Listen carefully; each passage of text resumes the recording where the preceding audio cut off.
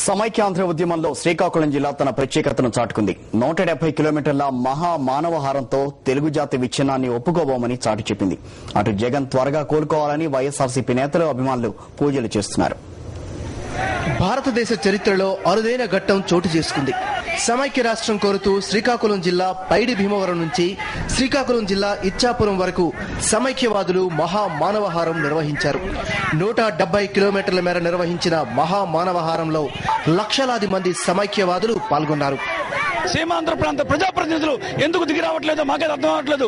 ఈ ఉద్యమాన్ని ఉధృతం చేయవలసిన అవసరం ఉందని తెలియజేసుకుంటూ ఈ మహామానవహారం భారతదేశ చరిత్రలో ఒక సుందర ఘట్టం, ఒక చారిత్రాత్మక ఘట్టంగా నేనైతే భావిస్తున్నాను. పైడి భీమవరం నుంచి ఇచ్చాపురం వరకు 175 కిలోమీటర్లు, సుమారు 4 నుంచి 5 లక్షల మంది.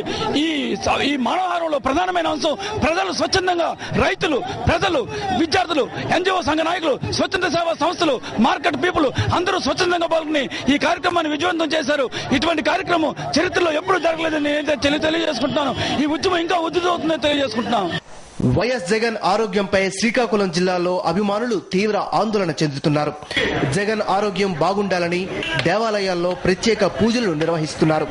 అతని ఆరోగ్యం చక్కగా ఉండాలని, ఎందుకంటే టీవీలో చూడడం జరిగింది.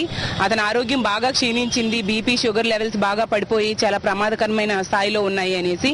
కానీ రాష్ట్ర ప్రయోజనాలే ముఖ్యం, నా ప్రాణాలు పోయినా పర్వాలేదు అంటూ ప్రజా శ్రేయస్సు కోసం ఇంత త్యాగం చేస్తున్న మా జగన్మోహన్ రెడ్డి గారు కలకాలం వర్ధిల్లాలనేసి మేమంతా కోరుకుంటూ అతని ఆరోగ్యం క్షేమంగా ఉండాలని ఈ రోజు విజయ గణపతి ఆలయం దగ్గర 100 కొబ్బరికాయలు కొట్టి అతని ఆరోగ్యం క్షేమం కోసం పూజలు చేయడం జరిగింది.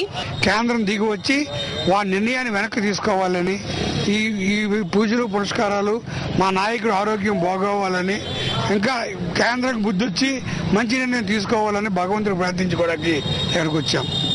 సమన్యాయం కోసం జగన్ చేసిన దీక్షను స్ఫూర్తిగా తీసుకుని తాము దీక్ష కొనసాగిస్తామని శ్రీకాకుళం జిల్లా వైఎస్ఆర్సీపీ నేతలు స్పష్టం చేస్తున్నారు.